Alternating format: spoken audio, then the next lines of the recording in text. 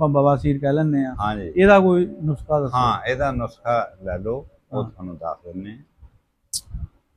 ਇਹਦਾ नुस्खा ਇੱਕ ਪਹਾੜੀ ਕਿੱਕਰ ਆ ਜੰਗਲੀ ਜਿਹੜੀ ਖੜੀ ਹੁੰਦੀ, ਉਸ ਦੀ ਲੱਕੜੀ ਲੈ ਲਓ, ਤਕਰੀਬਨ 2 ਫੁੱਟ ਪੀਸ, ਕੋਈ ਇੰਨਾ ਮੋਟਾ ਛਿੜੀ ਲਾ ਲਓ ਉਹਦੀ। ਛਿੜੀ ਉਸ ਨੂੰ ਜਲਾਉਣਾ।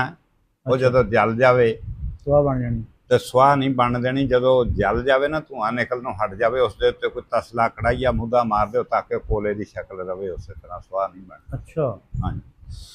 ਉਹ ਜਿੰਨਾ ਕੋਲਾ ਹੈ ਉਹਨੇ ਵਜ਼ਨ ਦੀ ਆ ਭੂੰਡਾਂ ਦੀ ਖੱਖਰ ਜਿਹੜੀ ਅਕਸਰ ਘਰਾਂ ਦੇ ਵਿੱਚ ਲੱਗ ਜਾਂਦੇ ਆ, ਹਾਂ ਉਹ ਲੈ ਲੈਣੀ।